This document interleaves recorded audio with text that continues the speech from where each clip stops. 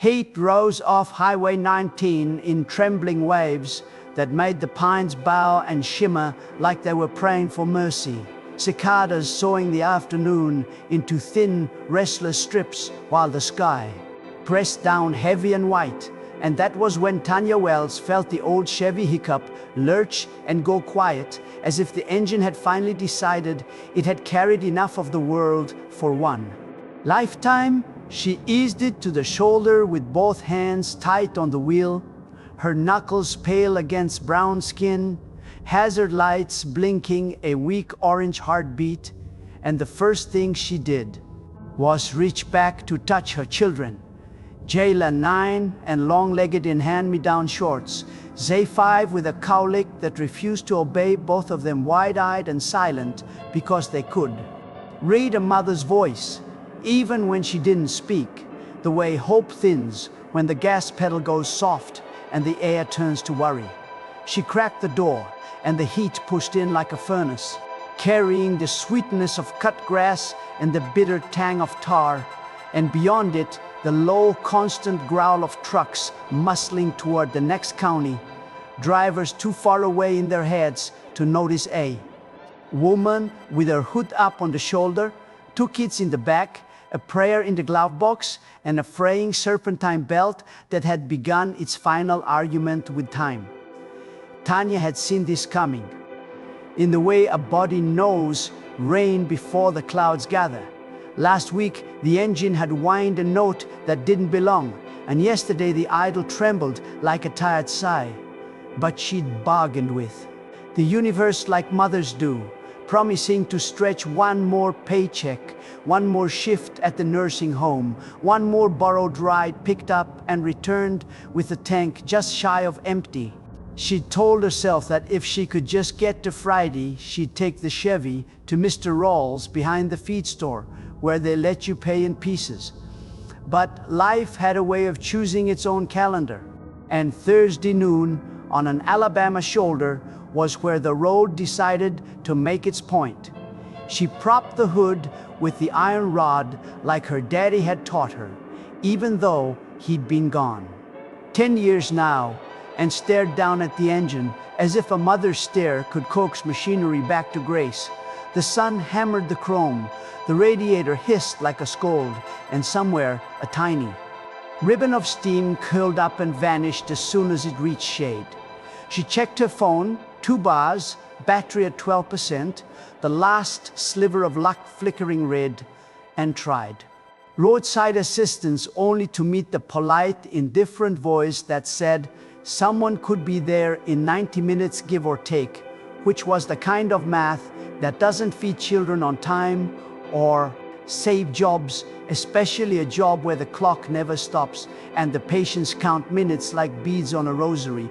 She tried her sister in town, straight to voicemail, tried her neighbor, rang and rung, and then a text. At work, boo, I'm sorry. Tried a prayer half under her breath that sounded like please and thank you braided together, the way faith and panic sometimes live in the same room. Jayla leaned forward and said in a voice too grown for 9, "Mama, we okay?" And Tanya turned with her best smile in a moment that was all performance and all truth, the way a mother's face can become a shelter you carry with you. And she said, "We're fine, baby," though her eyes kept cutting to the rear view where cars sluiced past like rivers that would not part. When the patrol car appeared in the mirror, blue and white slipping through heat shimmer, her shoulders tensed without her permission. It wasn't that she believed help wouldn't come, it was that she had learned to expect that help, when it arrived, sometimes brought questions before compassion and a clipboard before a hand. The cruiser slowed, angled behind the Chevy so the push of air rocked the old car. Lights off, engine on. 2 officers stayed inside for a beat longer than felt kind. The kind of pause that says, "We will decide what you mean before we know who you are." And then the driver climbed out with his sunglasses perched like a wall, and the other followed with a hand on his belt as if gravity lived there. "Afternoon," the first one said, looking Everywhere but her kids, everywhere but her hands, what seems to be the problem. And something about these seams made heat rise in her throat, but she swallowed it and told him. Straight about the belt, the noise, the steam, the 90 minutes, the work clock she was losing, he nodded in a rhythm that didn't belong to her urgency and leaned over the engine like a tourist. At the museum exhibit, then looked back at his partner and said, softly but not soft enough, another one of these, which was a sentence with a lot of history in it for just 4 words. The partner chuckled, a dry click, and said, ought to tow these antiques off the highway if they can't keep up. And Tanya felt her face burn the way a person burns when the joke isn't about you, and also is exactly about you, the kind of laughter that measures your worth in steel and paint and miles remaining. She said carefully, can you help call a tow that's quicker? And the first officer smiled a thin line that wasn't friendly or cruel, just tired of being asked for something beyond his job, or maybe tired of being seen doing less than the job required. And he said, Mom, we're not a roadside repair service, which was technically true and morally lazy. And then he slid a card across the hood with a number that would ring to a friend of a friend's tow lot. Where the meter clicks before the truck starts rolling. We'll circle back, he said, which in the local dialect meant we'll be gone in 30 seconds and think of you again. Never, and the partner had already halfway turned, calling, "Ya good kids?" in a tone that never waited for the answer. Tanya watched them go with the practiced stillness of someone who has learned the economy of protest, how much to spend today, how much to save for the fight she can't avoid. And when the cruiser pulled away, she felt the road's wind hit her legs and the emptiness slide in behind it.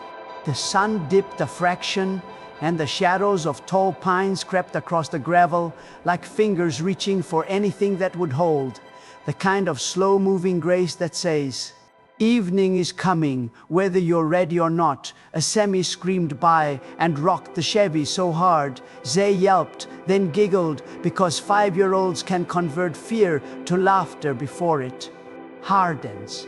And Tanya reached in to smooth his hair and found herself whispering another, please, this one shapeless and wide, thrown into the bright air in case anyone was listening.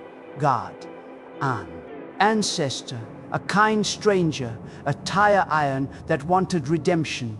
She checked the belt again, the ragged edge catching light like a frayed ribbon, and did the math she'd been doing since the children were born. Could she risk a short limp to the next exit? Could she ask the universe to hold its breath for 1.5 miles? Could she put her babies in motion when the engine had already asked for mercy? The answer, heavy and honest, was no. She took the water bottles from the floorboard, passed them back, reminded the kids to sip slow, and felt the sweat roll down her spine like the body's own clock ticking. Somewhere far down the asphalt, a sound began that didn't belong to semis or late commuters, the deep braided thunder of staggered pistons, not loud yet, but steady. A river of sound you feel first in the chest and then in the bones. It grew from a hum to a presence, a line of motorcycles cresting the shimmer at the far bend, sunlight flaring off chrome so bright it looked like a procession of small suns rolling low across the earth. Tanya's first instinct was caution. Women learn to keep an inventory of danger. Handy? But the second was something else, something older, because the formation wasn't rowdy or hunting, it was organized, respectful, 2 by 2, with staggered distance, jackets patched with the same emblem, helmets turning as one as they approached the stalled Chevy. Like they had been sent for the specific purpose of seeing her. They slowed as they reached her bumper, brake lights blooming red like a signal flare, then fanned into a half moon that shielded the Chevy from traffic without blocking her view. engine settling into that soft, percussive idle that sounds like a big animal breathing. She stepped back from the hood with the rag in her hand and the kind of gratitude that hopes quietly and waits to be confirmed. And the lead rider lifted his visor brown skin, gray at the temples, eyes the color of stories, and nodded like a neighbor at church. A second rider, a woman whose jacket carried a small Air Force patch near the collar, swung off her bike in one motion and gave Tanya a small smile that acknowledged the whole afternoon without asking her to relive it.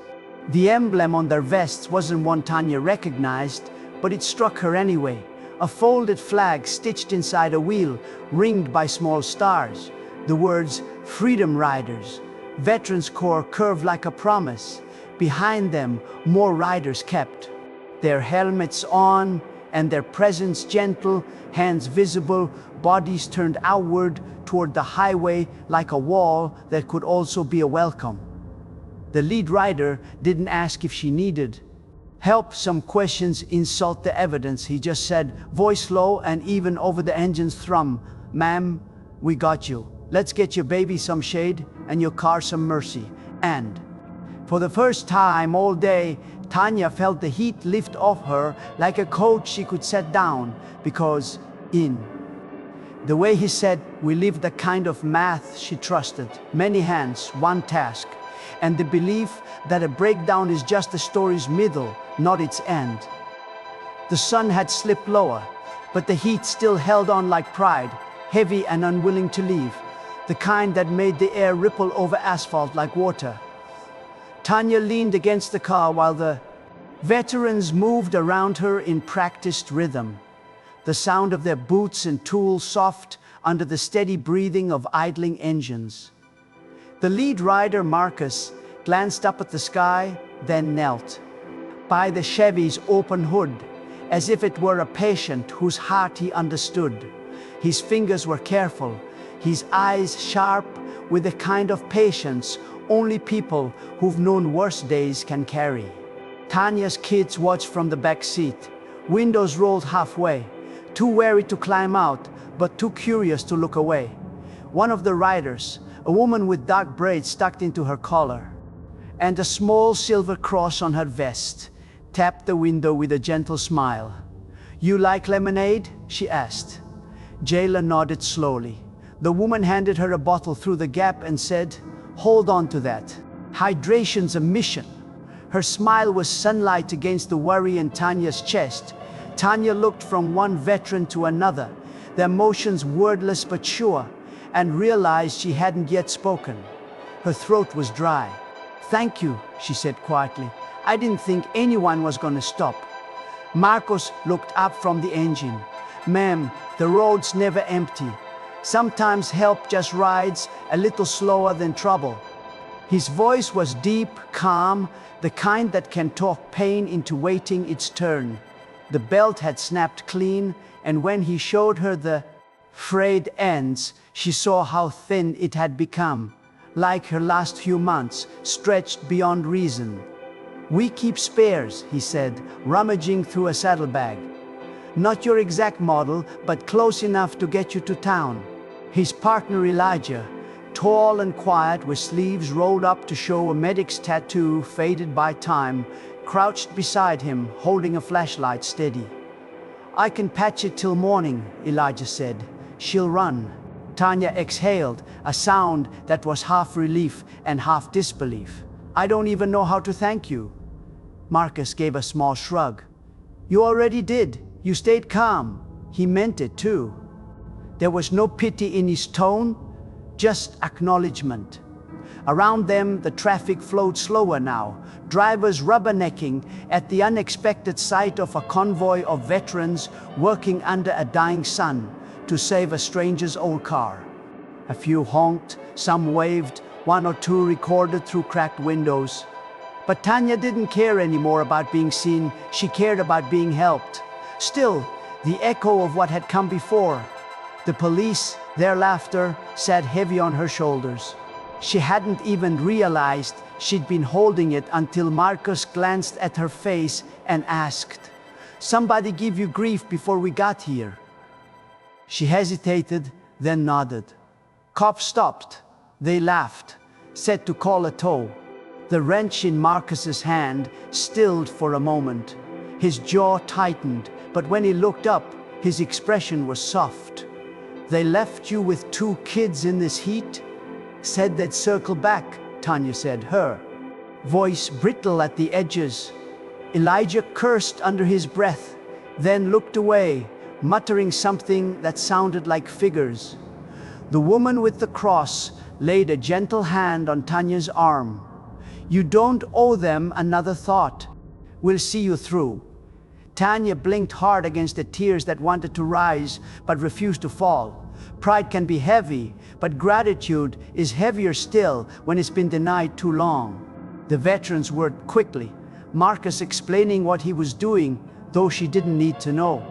It was his way of giving her back agency, of making sure she wasn't just a bystander in her own story. When the belt was replaced and the engine turned over with a rough but living growl, the sound filled the evening like grace finding its voice. Marcus grinned. "There she is." Jayla clapped inside the car, and Zay shouted, "We can go home!" Tanya smiled wide for the first time that day, the kind of smile that cracked open the fatigue layered over her soul. "You're angels," she said. Marcus shook his head. "Just folks who've been lost on the side of the road before." The laughter that followed was quiet, genuine, born of shared humanness instead of cruelty. The last of the light bent low over the trees, painting everything gold, and for a moment Tanya forgot about time.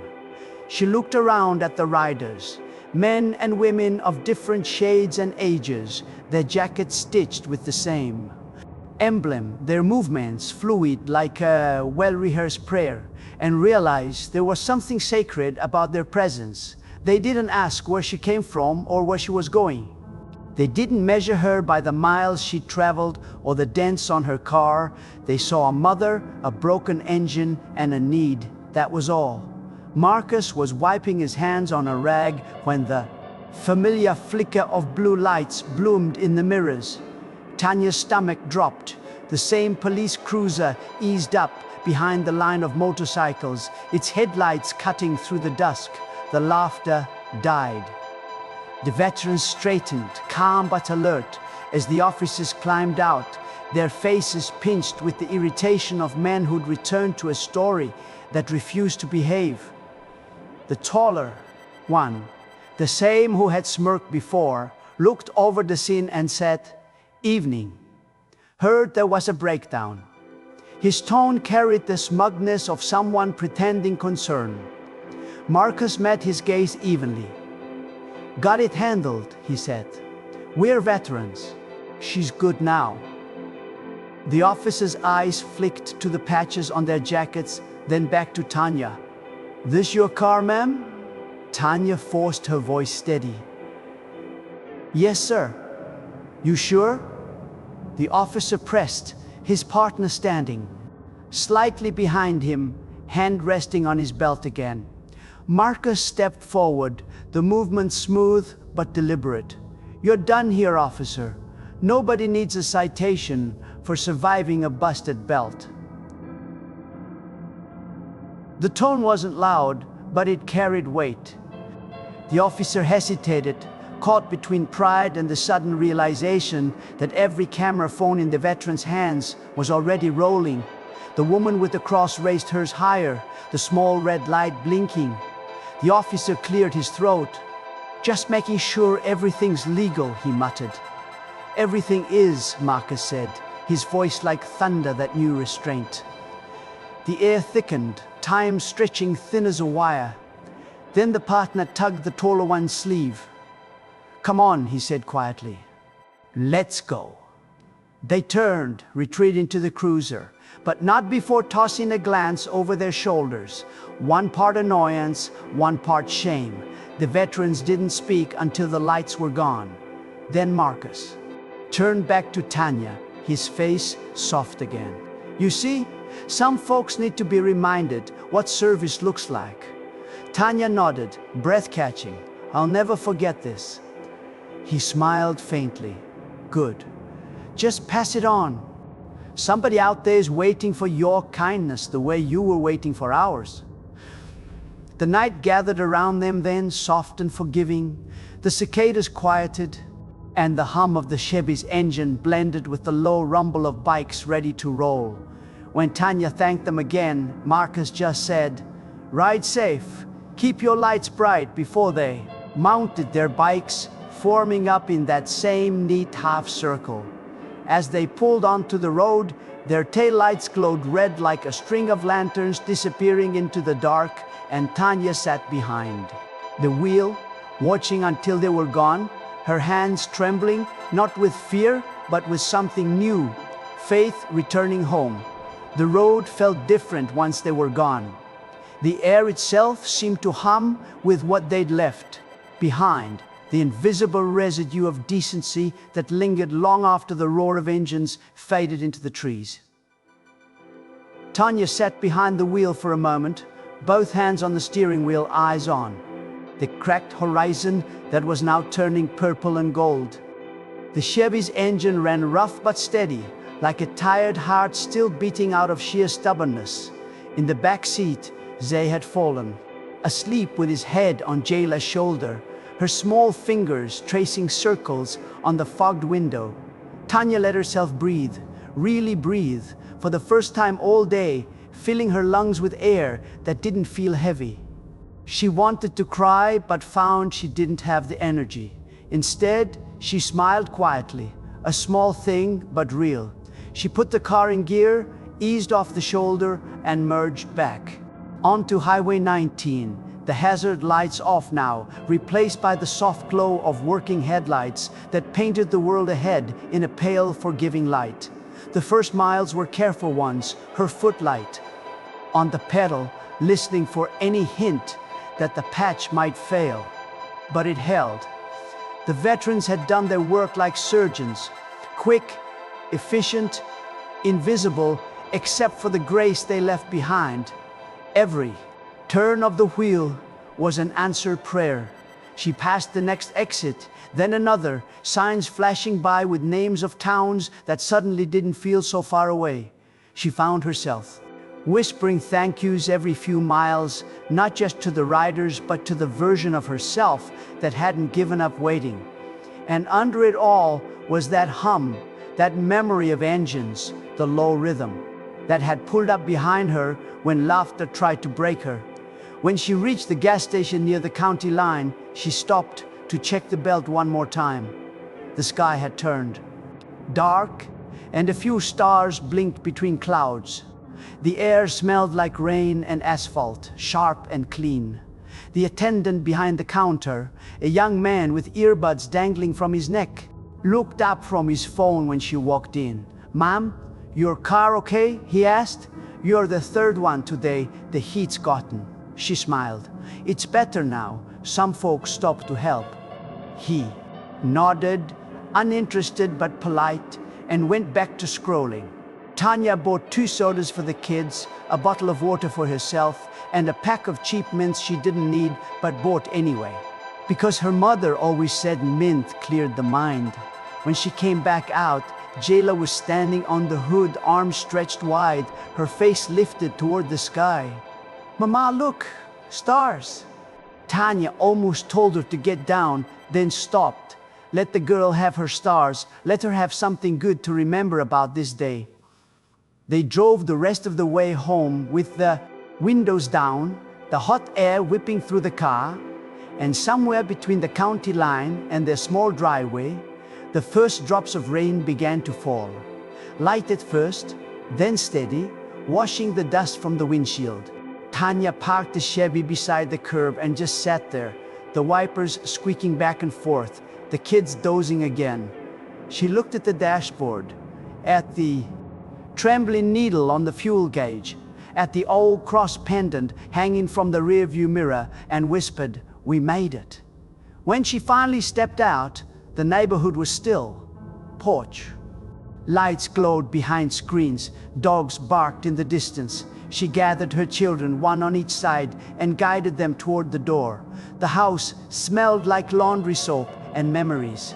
She got them into bed, kissed their foreheads, then sat at the small kitchen table with her notebook open.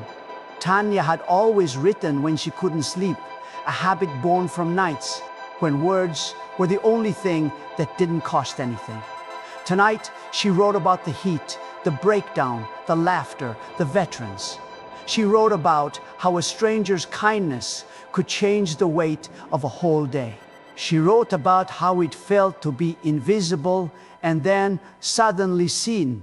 Her handwriting wavered when she reached the part about Marcus and the others, the way they'd shown up like some kind of divine reminder that goodness still had wheels. When she was done, she looked at the page, her words uneven and smudged where rain from her sleeve had dripped down, and she realized she hadn't written for herself. She'd written for them. Those veterans, wherever they were riding now, and for her children, who one day would need to know that help didn't always come wearing badges or carrying authority. Sometimes it came wearing road dust and the smell of oil, carrying stories instead of weapons.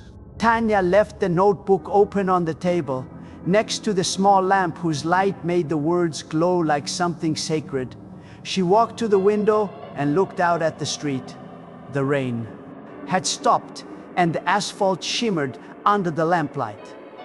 A single set of tire tracks, thin and precise, ran along the edge of the road, the mark of a motorcycle that had passed by while she wasn't looking. She smiled, a slow, tired smile that came from somewhere deep. Somewhere beyond the sound of her beating heart, she thought she could hear it again. The faint hum of engines fading down the highway. The world was still full of noise, she knew that. But now, whenever she heard thunder rolling in the distance, she'd think of them, not as ghosts, not as saviors, but as reminders that decency had its own kind of thunder, steady and faithful, always ready to ride back into the storm. Morning came slow and heavy, the kind of morning that felt like the world itself was tired from carrying yesterday's heat. Tanya woke before the alarm, the pale light sneaking through the curtains, her mind already turning before her body had fully caught up. The house was quiet, except for the soft rhythm of her children breathing in the next room and the hum of the old fridge down the hall. She sat up, rubbed her eyes, and felt the ache in her shoulders from all that waiting on the side of the road. The kind of ache that felt like the price for surviving something small but humiliating. Her phone buzzed on the nightstand, notifications stacked on the screen. She frowned and reached for it. A message from her neighbor, "Girl, you on Facebook." Another from her coworker, "They talking about you on the news." Her heart stuttered. Confused, still half asleep, she opened the link her coworker sent and saw it. A video already shared thousands of times. It showed her old Chevy parked on the shoulder, the blue and white cruiser behind it, and then the row of motorcycles pulling up, a half circle of veterans moving like angels in formation. Someone had been filming from across the highway, their voice shaky and full of disbelief. The caption read, "Police laughed at a stranded black mother, then watch who shows up behind her." Tanya's hand trembled as she scrolled through the comments. People were furious, others hopeful, thousands of strangers from everywhere weighing in on what had happened to her. The Freedom Riders Veterans Corps had already been tagged in hundreds of posts. Someone had identified Marcus by name. He'd become a quiet kind of legend overnight, a symbol of what people wanted to believe still existed: courage, respect, community. Tanya wasn't sure how to feel. Grateful, exposed, angry, seen. All of it tangled inside her like wires, sparking in the dark. Jayla stumbled into the room, rubbing her eyes. "Mama, you okay?" she mumbled. Tanya looked at her daughter and forced a smile. "Yeah, baby, just a little surprised. She closed the app and set the phone down. The world could wait a few more minutes. She made breakfast in silence, the smell of toast and coffee filling the kitchen. Her phone buzzed again and again. A number she didn't recognize this time. She let it ring, but it buzzed once more almost immediately. Finally, she answered. "Ms. Wells?" a woman's voice said. "This is Angela Lewis from Channel 8 News. I know this is sudden, but would you be willing to talk about what happened yesterday?" Tanya froze, the spatula in her hand hovering above the pan. I don't know," she stammered. "I've got to get to work." "I understand," Angela said kindly, "but your story's already everywhere. People need to hear it from you." Tanya's throat went dry. "Let me think about it," she said softly, and hung up. She didn't want to be a story. She just wanted help. But life had a way of turning ordinary moments into something bigger when the world was looking for meaning. At the bus stop later, two women she didn't know smiled at her, one touching her arm. "You that lady from the video?" she said. "Lord, you handled that with grace. I'd have cussed somebody out." Tanya laughed weakly. "I was too tired to cuss." When she got to work, the whispers followed her down the hallway. The supervisor, Miss Penny, pulled her aside. "You need a minute before you clock in?" Tanya blinked. "A minute for what?" "That story's everywhere," Miss Penny said, lowering her voice. "My cousin in Atlanta sent it to me before I even knew it was you. You all right?" "I'm fine," Tanya said, forcing a calm she didn't feel. But Miss Penny just nodded, her eyes soft with something like pride. "Good. Because you did right by yourself and them babies. Sometimes standing still is the loudest thing you can do." The rest of the day blurred by in small kindnesses. Someone left a coffee on her desk. The patients smiled more. The air felt lighter, though the ache of yesterday still sat somewhere in her ribs. When she got home, she found a letter taped to her door. It was written in neat block. "Letters, we're glad you made it home safe. The Freedom Riders." Beneath it was a small card with a phone number and a single phrase. "If you ever need anything, call." Tanya pressed it too, her chest for a moment, then set it on the kitchen counter beside her notebook. That night, she finally called Angela back. The reporter's voice was warm, excited. "Ms. Wells, thank you for calling. Everyone's talking about how those veterans stepped up, but people want to know how you felt when the police left you there." Tanya hesitated, staring at the dark window. "I felt small," she said. "Like I wasn't even worth a second look. But then they came, the veterans, and it was like somebody turned the light back on." Angela was quiet for a moment. "That's powerful," she said. "Would you mind if we filmed something tomorrow? Just you telling it your way?" Tanya thought of her children, of Jayla's question from the back seat. "Mama, we okay?" And how she had said yes, even when it wasn't true. She thought of how the veterans had fixed her car and, without knowing it, fixed something inside her too. "Okay," she said finally. "Tomorrow." After the call, she sat on the porch with a cup of tea, the air cooling as night fell. Across the street, Mr. Calvin was watering his yard, and when he saw her, he raised a hand.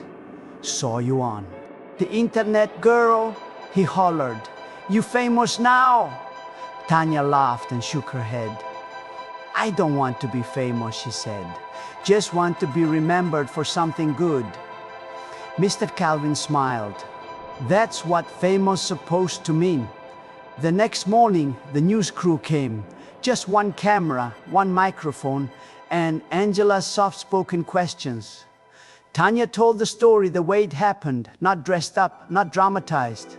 She spoke about fear, exhaustion, humiliation, and then the quiet miracle of strangers doing the right thing. She didn't mention the police much. She didn't have to. The footage of their laughter already said enough. When the segment aired that night, it was simple but powerful. It showed her car, her children, and finally a wide shot of the highway under a golden sunset, with her voice over it saying, "Sometimes help doesn't wear a uniform. Sometimes it wears kindness." The response was overwhelming. Donations poured into the Freedom Riders Fund. Letters came from veterans across the country offering to join. Tanya's phone lit up with messages from strangers who had seen themselves in her story. For the first time in a long while, she didn't feel small. She felt like part of something bigger. The quiet army of people who still believed the road could carry grace if someone was willing to ride it there. The story didn't fade like most headlines do. It grew legs, rolling from one screen to another, crossing county lines, then state lines, until it became something larger than the heat of that Alabama afternoon.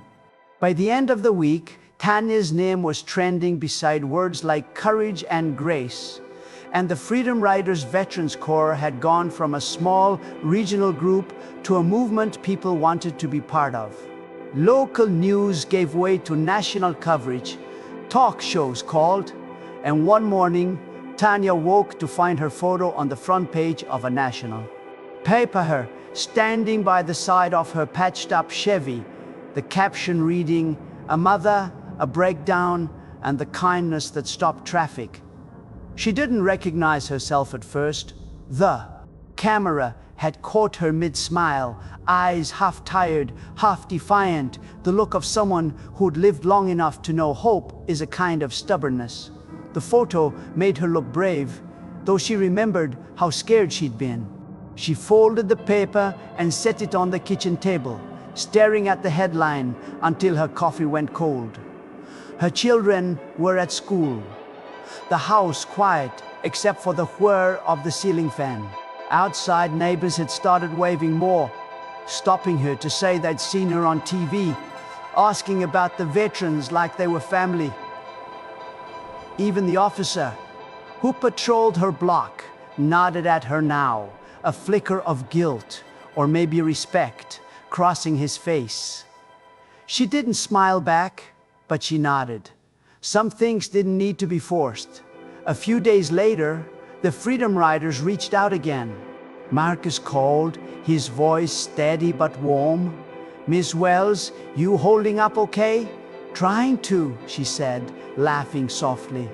"Feels strange having people talk about me like I'm somebody important." "You are somebody important," he said. "You," reminded folks that dignity still means something. That's a hard thing to do these days. He paused, and Tanya could hear the faint hum of engines in the background. "We're doing a meet and ride in Montgomery this weekend. You and your kids should come. No cameras, no interviews, just family." The word family caught in her chest. "You sure?" "I'm sure. You're one of us now."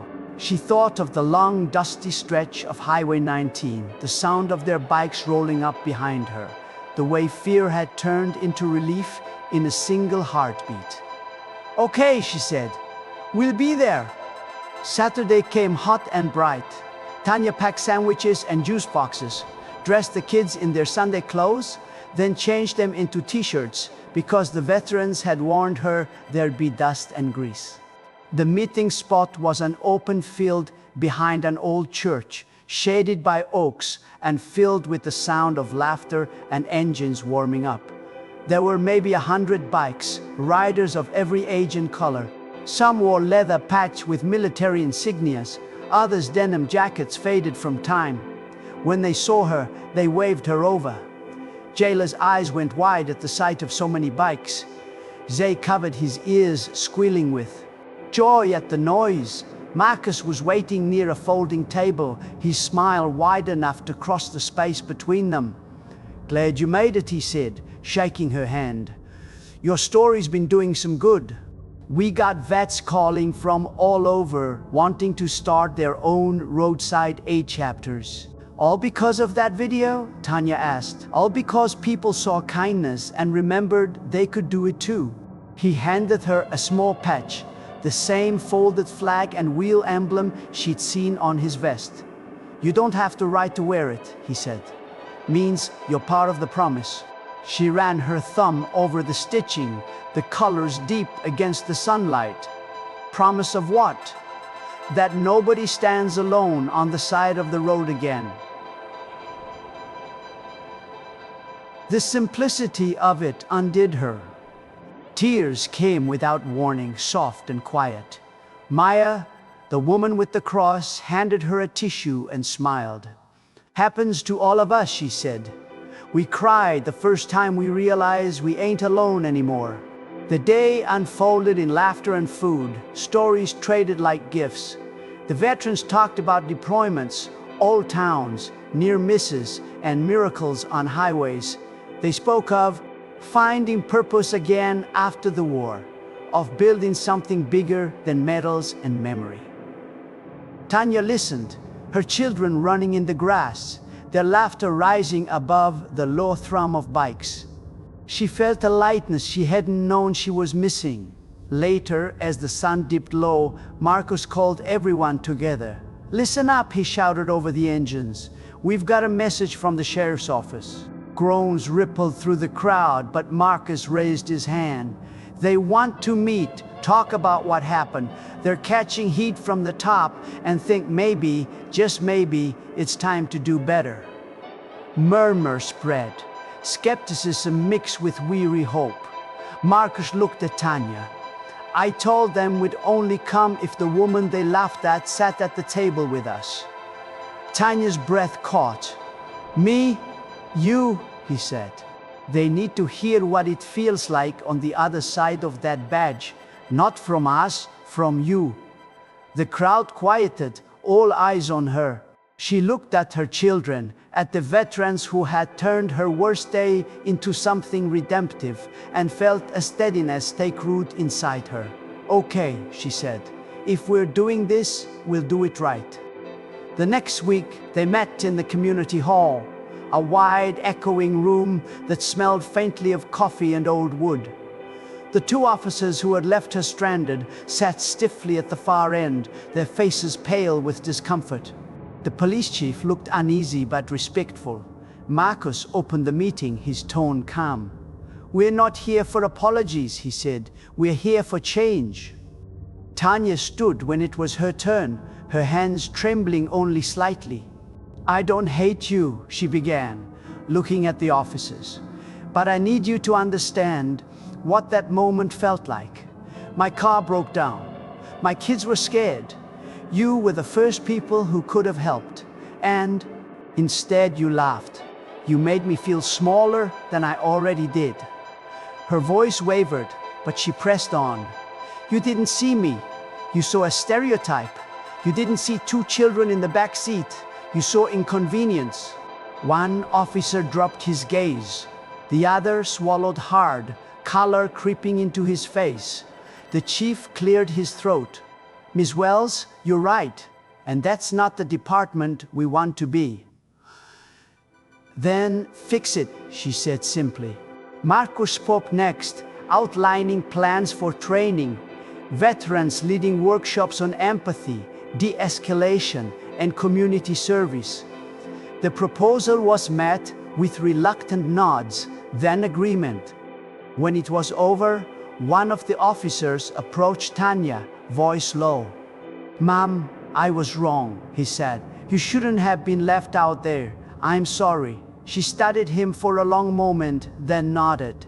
Just don't do it again. That's apology enough. As she left, the Freedom Riders waiting outside revved their engines once, the sound filling the parking lot. It wasn't celebration, it was solidarity, a sound that said the road could forgive but would never forget. That night, driving home under a sky full of stars, Tanya rolled down her window and let the wind hit her face. Her children slept in the back seat, their dreams light and peaceful. Ahead, the road stretched endless, quiet, waiting. Somewhere far behind her, the veterans were riding too, their taillights flickering like prayers in the dark, keeping watch on every lonely mile. The next few months unfolded like a second chance blooming in slow motion. Change didn't happen overnight, but it started to show up in small ways, like how the same police cruiser that once slowed to mock now stopped to help an elderly man change a tire, or how the new recruits at the academy sat in folding chairs, listening as Marcus and other freedom riders stood before them and spoke not about procedure, but about people. They talked about how a uniform should carry humility as much as authority, about how real service doesn't end when the discharge papers are signed. Tanya watched the first of those workshops from the back of the hall, seated beside Maya, both of them quiet as Marcus's voice filled the room. "Respect is free," he said. "Doesn't cost a badge or a paycheck. The day you forget that, you've already lost the road." The officers took notes. Some looked ashamed, others inspired. Tanya didn't need to see their faces to know something was shifting. Afterward, the chief approached her, awkward but genuine. "Miss Wells," he said, "I can't undo what happened, but we're committed to doing better. Your story did more than any press conference could." Tanya nodded. "Then, keep the story going." The Freedom Riders workshops expanded across the county, then the state. Newspapers ran follow-ups, this time not about shame or outrage, but about collaboration and renewal. When the local council approved a grant for veteran-led community programs, Marcus called Tanya first. "We got it," he said, his voice breaking into a grin she could hear through the phone. "We're gonna build something real." They converted an old service station on the outskirts of town into headquarters, a wide, sun-bleached garage with an American flag painted on one door and the Freedom Riders emblem on the other. Tanya helped scrub the floors, painted walls, organized shelves stacked with car parts and bottled water. "We're not just fixing cars," Marcus told her as they worked side by side. "We're fixing the road itself." Word spread fast. Families stranded on back roads started calling the hotline number printed on every patch and flyer. Within months, the riders had logged more than 500 rescues. Broken down engines, flat tires, stranded travelers. They never charged a dime. The story of Tanya's breakdown had turned into a movement of mercy on wheels. Every time she saw the convoy rolling out for another mission, she felt a swell of pride she couldn't quite name. She'd started volunteering on weekends, handing out water, organizing supply runs, checking on the families they helped. The kids came along too, learning the rhythms of service the way other kids learned sports or instruments. Jayla loved handing out lemonade and calling roll. Zay liked cleaning the bikes until they gleamed. One Saturday, as the riders prepared for a cross-county charity run, Tanya stood by her Chevy, newly restored, gleaming under the morning sun, and smiled at how far they'd all come. The car that once failed her had become a symbol of something that worked. "You sure you don't want to ride?" Marcus called, strapping on his helmet. Tanya laughed. "I'm keeping my feet on the ground today. Somebody's got to make sure y'all got lunch when you get back." Marcus chuckled. "You know, every time I see that car, I remember how it sounded when it came back to life. That's what hope sounds like." She shook her head. "Hope sounds like your engines." "Same thing," he said, grinning before rolling off. With the others, the convoy's engines thundering low and rhythmic like a promise recited in unison. That afternoon, a reporter from the national news visited to do a follow-up story. Tanya sat on the porch of the service station, the kids beside her, while the woman set up her camera. "You've become something of an icon," the reporter said. "How does that feel?" Tanya hesitated, looking out at the riders returning, their jackets glinting in the sun. "I don't feel like an icon," she said slowly. "I feel lucky. Lucky that people showed up. Lucky that kindness is louder than cruelty if you give it a chance to speak." The reporter smiled. "What do you hope people take from all this?"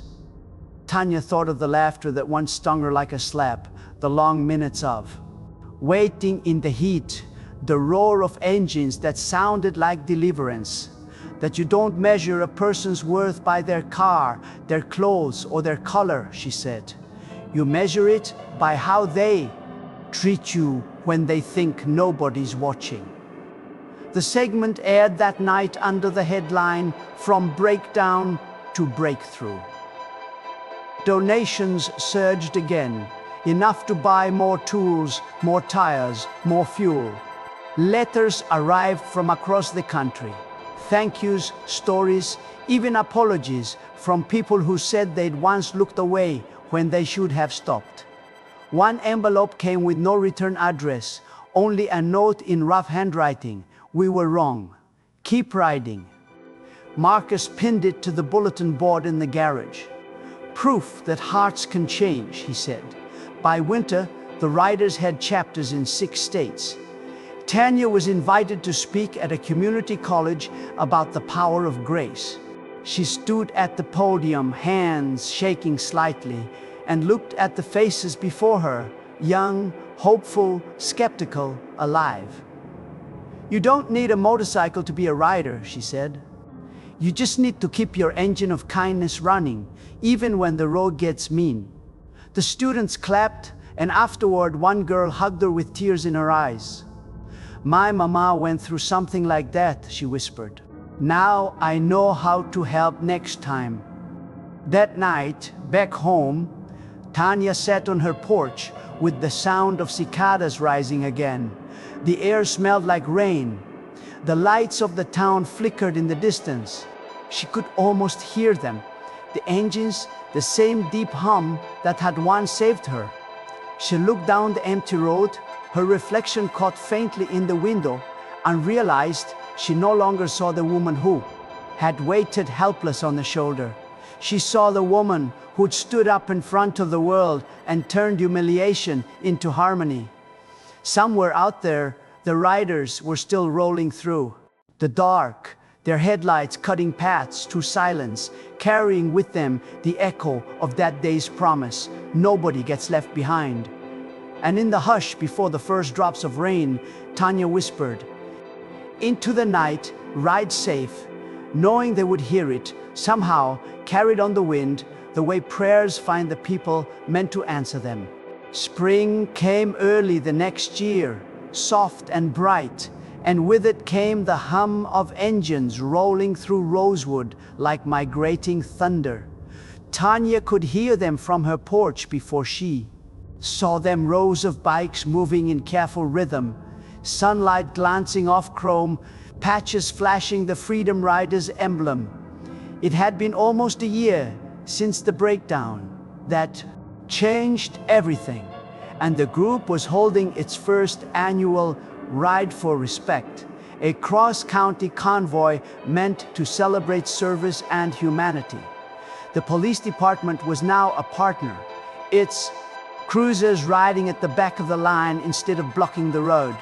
Marcus had planned the route to begin on Highway 19, where Tanya's car once died, and to end at the new Freedom Riders Center. The old service station was long gone. In its place stood a modern building of glass and brick with a mural on the front showing a woman beside a car, children at her side, and a wall of motorcycles behind her like guardians. The caption read, "Dignity rolls on." Tanya stood at the starting point with her kids, Jayla now 10, Zay 6, holding handmade signs that read, "Thank you veterans," in uneven letters. The air smelled like gasoline, sweat, and spring blossoms. Marcus dismounted, and handed her a small bouquet of wildflowers. "Can't start without our lucky charm," he said, smiling. She laughed. "I thought you said I was retired from roadside drama." "You can retire from trouble," he said, "but you can't retire from meaning." He gestured to the horizon, where the road shimmered in the heat. "You ready to ride up front with us this time?" Tanya hesitated, heart pounding. She'd never been on a bike before, but something in Marcus's expression, the quiet confidence, the shared history, made her nod. "Let's do it." He handed her a helmet. "Hop on." The convoy rolled out slow at first, engines beating like drums, a sound deep enough to rattle windows. Tanya clung to Marcus's jacket, the wind whipping her hair, her heart lifting in her chest. The highway stretched before them, endless and forgiving, lined with spectators waving flags and holding up phones. At the first mile marker, the spot where her Chevy had once broken down, the convoy slowed. The road shimmered, hot and still. Marcus raised a hand, and the engines died into a hush, so complete, Tanya could hear birds singing somewhere in the trees. "This is where it started," he said, voice carrying over the silence. "Where one woman reminded us what service is supposed to look like." He looked back at her, smiling. "Miss Wells, this mile belongs to you." She tried to speak, but no words came, only tears and laughter tangled together. The riders applauded, the sound blending with the rising wind. When the engines roared again, it wasn't noise, it was music, a hymn made of pistons and pride. They rode for hours, through towns and fields, escorted by cruisers whose lights flashed not in warning, but in tribute. At each stop, people handed out water and food, cheering, some crying. Old veterans saluted, children waved flags. By the time they reached the city, the crowd waiting at the finish stretched for blocks. News crews filmed from rooftops, drones hovered like dragonflies. The mayor stood on the steps of the new center, flanked by the police. Chief and community leaders. The chief was a different man now, humble, open, his uniform crisp, but his eyes soft. He took the microphone as the bike settled into silence. "Last year, this community learned what respect means," he said. "Not from a uniform or a badge, but from a mother, her children, and a group of veterans who refused to look away. We can't undo the past, but we can honor it by being better." He turned toward Tanya. "Ms. Wells, on behalf of this department and this town, thank you for reminding us of who we're supposed to be." The crowd erupted in applause. Marcus guided her forward, and she accepted the framed proclamation, her children clutching her legs. Cameras flashed, but she barely noticed. All she could see was the sea of faces, black, white, young, old, cheering together. The mural behind them glowed in the late afternoon light, the painted chrome gleaming like it was alive. Later, as dusk settled and the festival began, Tanya walked along the rows of bikes parked in neat lines. Riders laughed, shared food, told stories of rescues and small miracles. A stranded nurse, a father changing a tire at midnight, a teenage girl helped on her way to college. Every tale was another mile in the same journey she had started without knowing it. Jayla tugged her sleeve. "Mama," she said, pointing toward the mural, "that's you." Tanya nodded, smiling. "That's all of us, baby. That's what kindness looks like when it keeps moving." Music started up, a blues band from town, and the riders began to dance, the heavy boots thudding on the pavement like the heartbeat of the earth itself. The police officers joined in awkwardly, and the crowd laughed good-naturedly.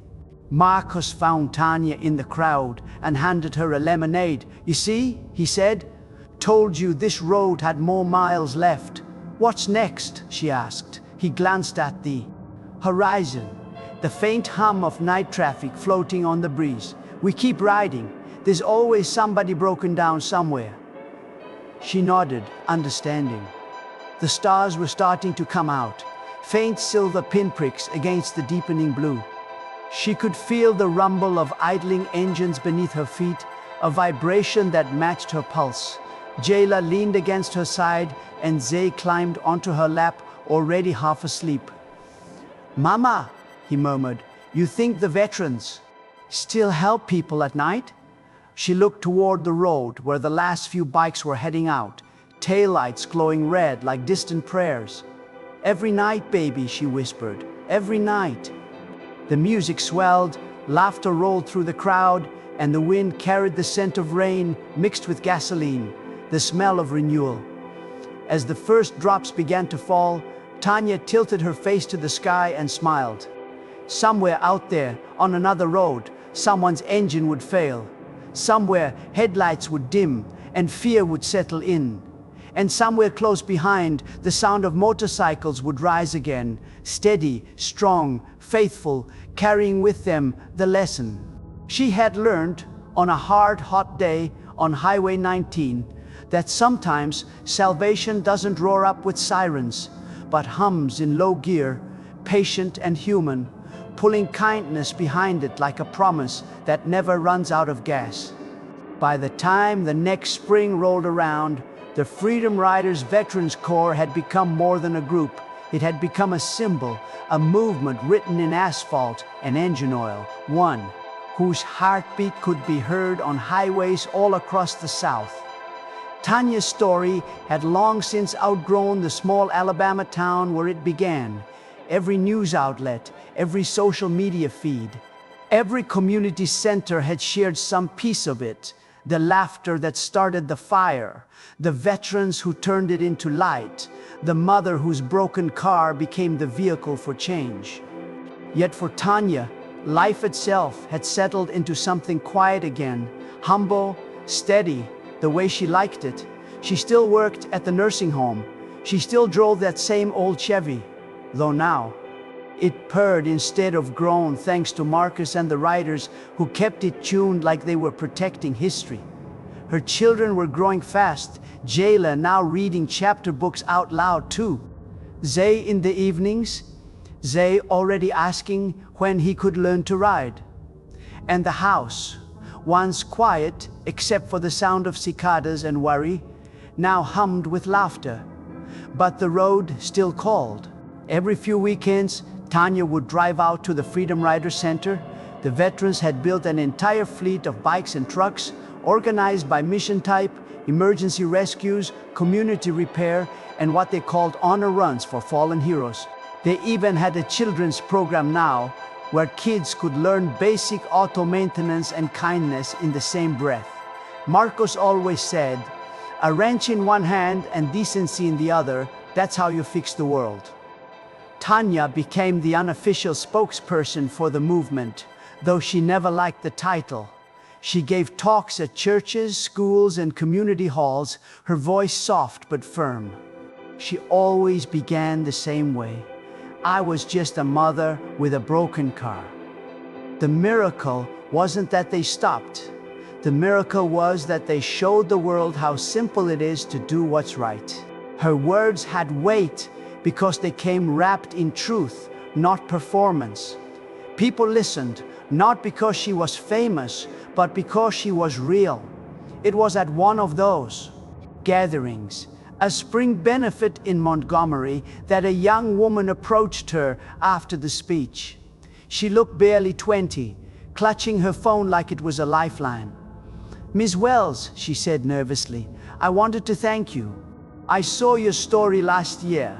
I used to scroll past stuff like that, thinking it didn't matter. But a few weeks ago, I stopped to help a man on the side of I-65. His tire had blown. I was scared, but I remembered you." Tanya smiled, her eyes soft. "What happened?" "He cried," the woman said, her voice breaking. "Said he'd been sitting there for hours and nobody stopped. I got help. It wasn't much, but it mattered." Tanya squeezed her hand. "That's all kindness ever asks, for you to show up." That night, driving home with the Windows down, the stars bright against the deep sky, Tanya thought about how far the ripples had traveled. She could almost see them. Small lights flickering across the map, strangers helping strangers, the road lighting up with grace. Marcus called the next morning, his voice buzzing with excitement. "Turn on Channel 9, he said. "Now." She did and froze. The footage showed a convoy of bikers in another state, jackets bearing the same emblem, surrounding Abi. Broken down minivan, just like the one she'd once driven. The headline read, "Freedom Riders, Tennessee. Chapter assists family of 4. The anchor smiled as she narrated what began as one mother's frightening moment in Alabama has become a nationwide mission of compassion. Over 20 chapters now operate under the Freedom Riders banner, responding to emergencies and promoting community outreach. Tanya laughed through tears. "You see, what you started," Marcus said, his voice full of pride. "No," she said, "what we started." Later that day, she visited the original spot on Highway 19. It had been transformed into a memorial. Turnout clean pavement, a polished plaque set into the ground. The words were simple. On this road, one act of kindness changed everything. Below it were etched the names of the first riders: Marcus Green, Elijah Daniels, Rosa Carter, and the rest. Someone had left fresh flowers and a folded flag. Tanya stood there, the breeze tugging at her hair, the distant sound of an engine echoing down the road. She remembered the laughter, the humiliation, the heat, and then the roar that had drowned it all out. She whispered, "Thank you," though she wasn't sure if she meant it for them, for God, or for the version of herself that hadn't given up. That evening, Marcus stopped by with a new idea. "We're planning a national ride this summer," he said. "Start here and in D.C. Every chapter, every veteran, every volunteer." Tanya raised an eyebrow. "That's a lot of miles." "So's progress," he said with a grin. "We're calling it the Ride for Respect. We want you up front." "Marcus, I'm not." "You are," he interrupted gently. "You're the reason we ride."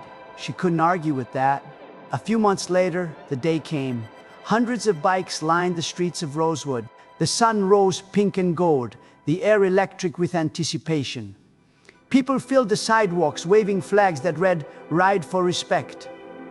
Tanya climbed onto the back of Marcus's bike again, the kids waving from the crowd. The engines rumbled to life one by one until the sound rolled like distant thunder across the horizon. They rode through cities and small towns, greeted by cheering crowds, reporters, and families holding signs that said, "Thank you for seeing us." At rest stops, veterans hugged strangers, children sat on bikes for photos, and the air was full of something almost holy, unity that smelled of oil, sweat, and hope. When they reached DCC, the convoy stretched for miles.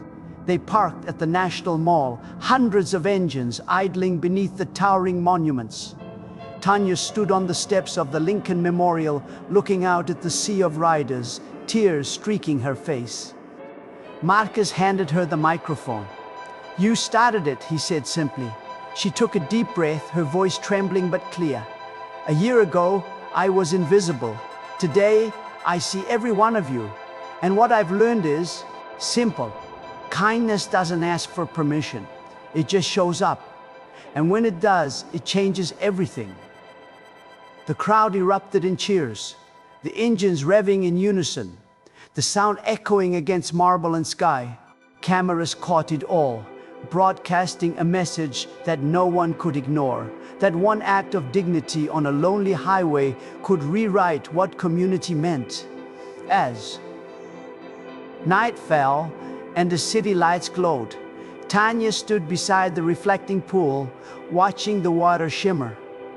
You think she'd be proud? She asked quietly, meaning her younger self, her mother, every woman who'd ever been stranded.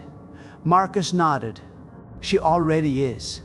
The engines started again, softer now, as the riders began their journey home, taillights glowing red against the dark. Tanya watched them fade into the distance and whispered, "Keep the promise."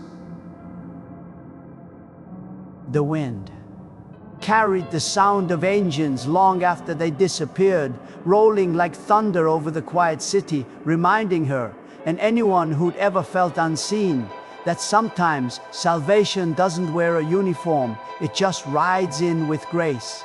By the time the second year came full circle, the Freedom Riders were no longer a story. They were a movement, a living highway hymn that stretched across the country. The emblem of the folded flag inside a wheel had become a beacon you could spot from Texas to the Carolinas, stenciled on jackets, plastered on service vans, even spray-painted on walls by kids who believed in something again. Tanya had stopped keeping track of interviews, fundraisers, and conferences. She was no longer the frightened mother stranded on Highway 19, but a voice people trusted to remind them that kindness still had work to do.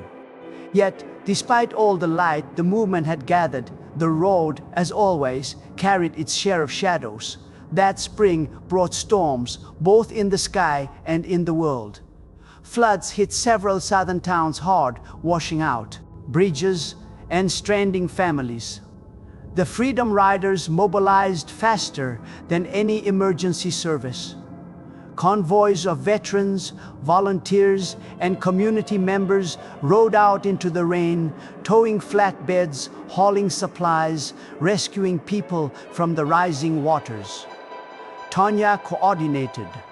Calls from the center in Rosewood, her old Chevy now, a supply car loaded with blankets and canned food. The power flickered, radios crackled with static, but their voices came through. "We got 2 kids safe, pulling an old man from his truck. We need ropes, more flashlights." It was chaos and grace intertwined. In between calls, Tanya caught herself thinking of that first day, the stillness of being stranded, and how different this felt. The same fear, the same uncertainty, but this time it came with purpose and hundreds of hands working together. When the rain stopped 3 days later, Rosewood streets glistened under the sun, and the community center overflowed with supplies, volunteers, and relief. People from town she'd never heard of drove in to help. Churches opened kitchens, schools turned into shelters. The local paper called it the week the road fought back. That Sunday, Tanya sat on the church steps with Marcus and Maya, watching kids chase each other through puddles. Marcus handed her a bottle of water and said, "You know what gets me?" She shook her head. 2 years ago, they laughed at you for breaking down on the road. Now, the same highway brought hundreds together. That's the kind of justice no law can right. Tanya smiled faintly. Guess the road had its own plan. It always does, Marcus said. We just needed someone to remind us to listen. In the following weeks, letters and donations poured in again. Some from as far as Canada, others handwritten by school children. A letter from a retired police captain arrived with a check for $10,000 and a short note. "You taught us what service really looks like. Thank you." Tanya read it twice before folding it neatly into her notebook, where she kept every word people sent her. Not as trophies, but as proof. Proof that people could change, that the road still whispered to those willing to hear it. The Freedom Riders used the money to open a scholarship fund for children of veterans. They named it the Wells Grant for Integrity and Service. The day they unveiled the plaque, Marcus insisted Tanya do the honors. She stood before a crowd of hundreds, riders, students, reporters, families, and spoke simply from the same quiet strength that had carried her through everything. "This scholarship isn't about me," she said. "It's about what happens when you decide to see people instead of judging them. The world doesn't change in courtrooms or headlines. It changes on the shoulders of highways, in the small spaces where strangers choose grace instead of indifference." The applause roared like thunder. Jayla and Zay were sitting in the front row, clapping wildly, their pride shining brighter than the cameras flashing around them. Afterward, as the crowd dispersed, Marcus leaned over and said, "You ever think about running this whole operation one day?" Tanya laughed. "I can barely run my household." "That's exactly why you'd be good at it," he said. "You understand the mess. You don't expect it to be easy." She shook her head, smiling. "You're not retiring anytime soon." "Maybe not," Marcus said, "but the road's got a way of passing the torch, whether we plan it or not." The rest of the year brought more good than bad. The riders helped rebuild homes, sponsor local youth programs, and even organize therapy circles for veterans. The once forgotten lot on Highway 19 had become a park with a bench and a small metal sculpture of a mother and her children beside a car, surrounded by flowers planted by school kids every spring. Tourists stopped to take photos, but locals came to sit quietly and remember what the place stood for. One evening, Tanya sat there alone, the sky painted in streaks of orange and pink, the air heavy with honeysuckle. She ran her hand over the cool metal of the sculpture and closed her eyes. She could still hear it, the laughter that hurt, the silence that followed, and the roar that saved her. But now, those memories didn't sting. They shimmered like heat on asphalt, proof that pain can transform if you drive through it long enough. She pulled out her notebook and wrote a few lines. "Kindness doesn't erase the past, but it rewrites how we remember it. The road doesn't forget, it forgives." Later, when she returned home, she found Jayla at the table working on a school essay. "What are you writing, baby?" she asked. "It's for history class," Jayla said, smiling. "We had to write about someone who changed the world." "Who'd you pick?" Tanya asked, expecting Rosa Parks, maybe Harriet Tubman. Jayla grinned. "You." Tanya laughed softly, shaking her head. "Oh, baby, I didn't change the world. You changed mine," Jayla said, matter of fact. "And that's part of it." Tanya couldn't speak. She reached over and kissed her daughter's forehead, feeling the quiet truth of those words settle into her chest. That night, she sat on the porch while the crickets began their choir and the stars blinked into being. Somewhere far off, she heard it again, the low rumble of bikes rolling down the highway. It wasn't loud, it was steady, familiar, a comfort. She smiled to herself, whispering, "Still out there."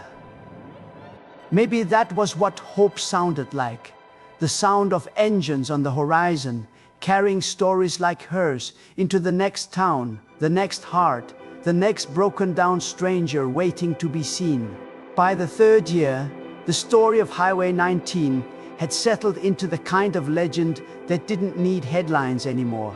It lived in the quiet acts that people kept doing, like the delivery driver who stopped to help a teenager change a tire, or the officer who now carried bottled water in his trunk just in case, or the veterans who still met every Saturday at dawn to check their engines before riding out to wherever help might be needed. Tanya's life had become a balance between the ordinary and the extraordinary. She still woke before sunrise, brewed her coffee, packed lunches, drove her children to school. But she also spent her afternoons at the Freedom Riders Center, teaching new volunteers how to log emergency calls, how to talk to frightened families, how to recognize that the person on the other end of the line wasn't a problem, but a soul asking to be seen. The movement had outgrown its founding members, new chapters, new colors, new accents, but its rhythm stayed the same. Engines, hands, hearts, all moving in time. That summer, Marcus called her with news. "We're doing something different this year," he said. "A memorial ride, not just for veterans, for everyone we've helped and everyone who helped us learn how to help." Tanya smiled. "You never stop giving the road new reasons to remember." "That's the point," he said. The event was called the Circle Ride. Each chapter would start from its own city and meet in Rosewood, ending the loop where everything began. On the morning of the ride, the streets filled before sunrise. Bikes lined the main road for miles, their chrome catching the early light like liquid fire. Tanya's Chevy was parked in front of the Freedom Riders Center, its hood polished and open to display the original patched belt Marcus and Elijah had. Fixed years ago, now preserved behind glass with a small plaque, the belt that started a movement. The ride began with a prayer led by Maya, her voice strong and steady. "Lord, keep the wheels turning and the hearts open. Let every mile we ride be another stitch in the quilt of mercy." The engines started one by one, rolling sound into thunder. The convoy left Rosewood with Tanya and her children standing at the curb, waving until the last taillight disappeared. Hours later, when the riders returned, dust-covered and smiling, the town had turned the main street into a festival. Food stalls, live music, flags waving from every porch. The police department had blocked traffic, not to control, but to protect. Officers stood shoulder to shoulder with veterans, handing out water, high-fiving kids. Tanya watched it all, her heart full. A year ago, she might have thought peace was something you reached once and kept. Now she understood it was something you rebuilt every single day, one act of grace at a time. As evening fell, Marcus climbed onto a makeshift stage in front of the mural. 3 years ago, he said, we were just a handful of riders who didn't know we were building something bigger than ourselves. Today, we ride in 42 states. We've answered thousands of calls, rebuilt homes, reunited families. But this, he gestured to the crowd. This is what victory looks like, a town that remembers. He beckoned Tanya up. She hesitated, then joined him. The crowd cheered, the sound rolling down the street like the echo of engines. Marcus handed her a microphone. "You've said it before," he murmured. "Say it again for the road." Tanya looked out at the faces, some familiar, some new, and felt the words rise from the same place they'd come from the very first time. "Some stories start with a breakdown," she said. Softly, but that doesn't mean they end in pieces. Sometimes the breakdown is just how the road asks you to stop long enough to see who's willing to pull over with you. Silent for a heartbeat, then the applause came, a living wave that wrapped around her like the warm air of a summer night. Marcus lifted his hand, and the engines fired again, not in chaos, but in harmony, the deep vibration of hundreds of bikes creating a single pulse that everyone felt in their bones. Jayla and Zay climbed onto the hood of the Chevy, clapping, laughing, chanting with the other kids, "Ride for respect.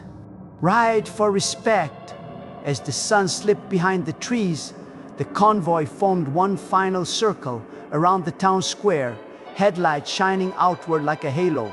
The noise softened, engines idling low, until all that was left was the deep, even hum that had once saved a mother and her children on a hot, unforgiving road. Tanya closed her eyes and listened. It sounded like forgiveness. It sounded like faith. It sounded like the world promising to try again.